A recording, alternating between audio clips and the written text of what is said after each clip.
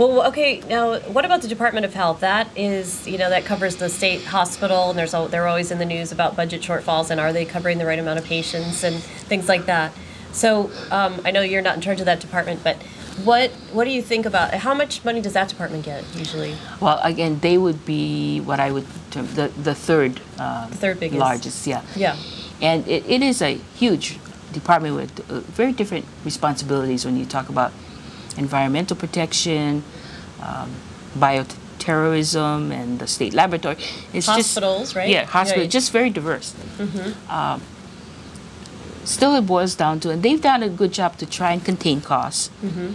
But again, that's a debate on a national level now, the whole health care reform and the cost of it.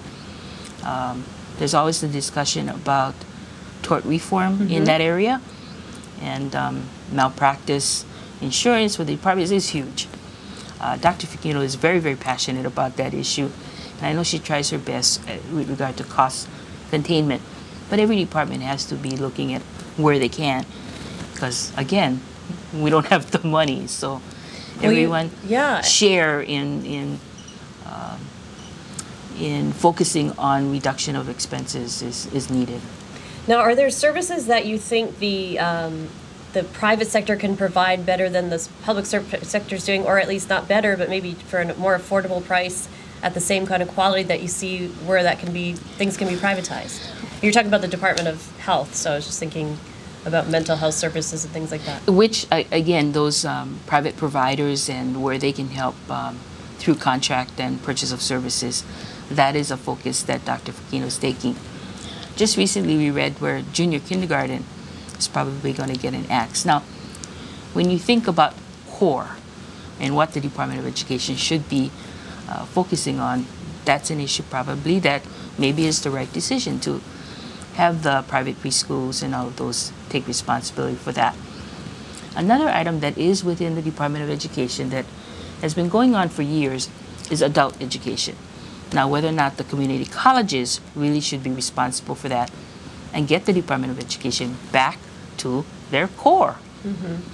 Adult education and all this can easily be handled, and should be, by our community colleges, because that's where they are supposed to provide access for those kinds of programs, and should collecting the fee for it. The Department of Education does that now for adult ed, but things like that I think should really be considered to go back where they really belong.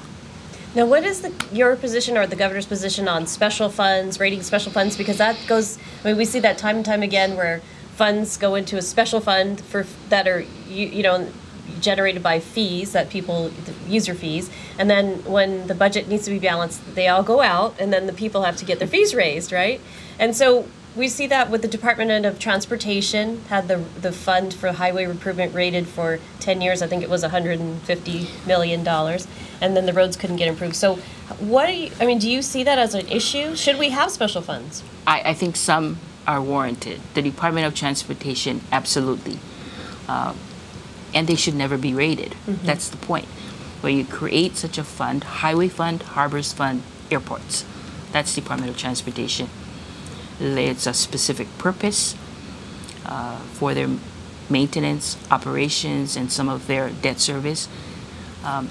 It is critical for them to have it and not be rated.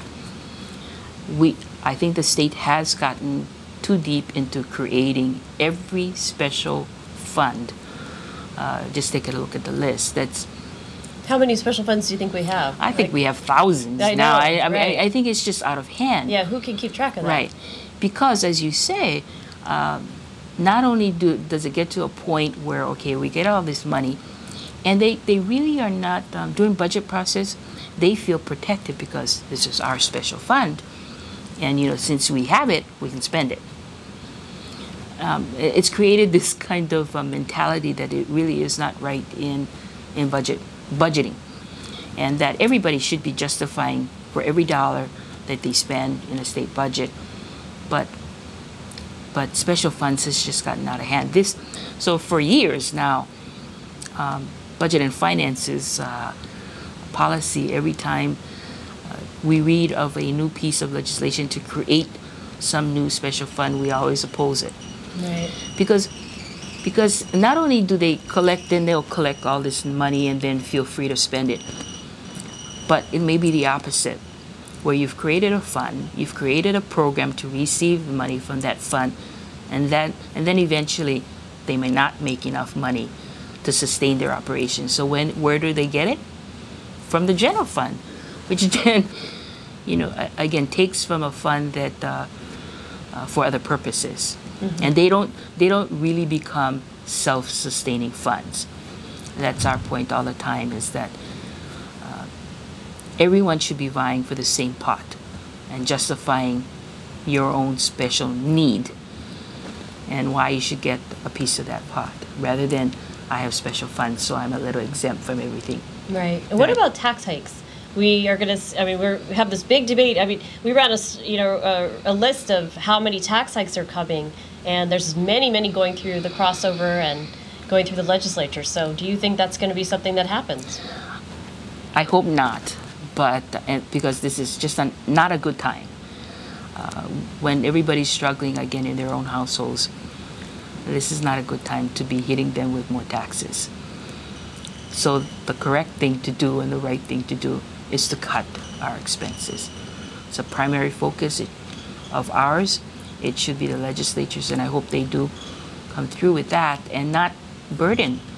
Again, the state's pretty fragile, I think, right now with everything that's been happening in our economy, and everybody worried about having a job, keeping a job, you know. So all of those things, I think, weigh on people's minds, and to add to that with tax hikes is just not good policy. Right. Well, just some people have said, you know, just real quick, what do you think about the gambling issue, because they've wanted to throw gambling in there to balance the budget?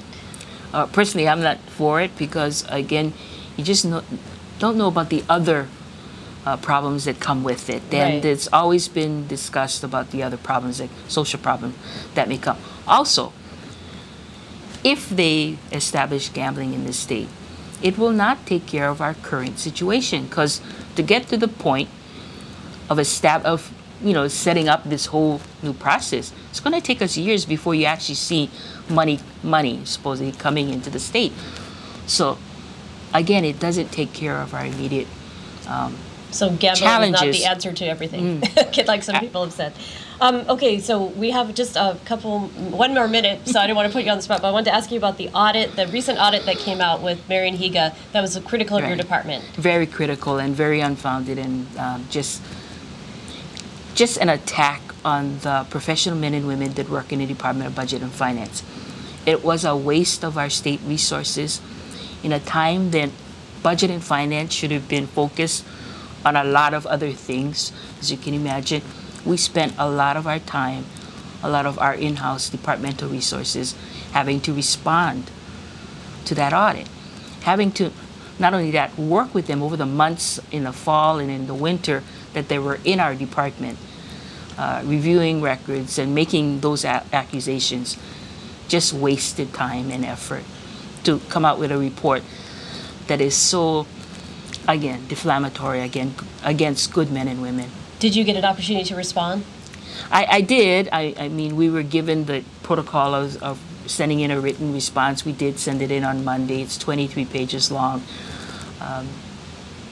But we refuted all of their allegations, and I hope that she really does amend that original report. So do you have, I guess we're going to have to do a whole nother show, because we're already out of time. We're going to have to do part 2. Is that okay? We'll have you back. Okay. Well, next time we'll get into more solutions about what you think should be done. Yeah. But thank you for joining us today, Georgina. You're amazing. You're always on the hot seat, but we look forward to seeing you again. Thank you. Thank you for joining us. This has been News Behind the News. Aloha.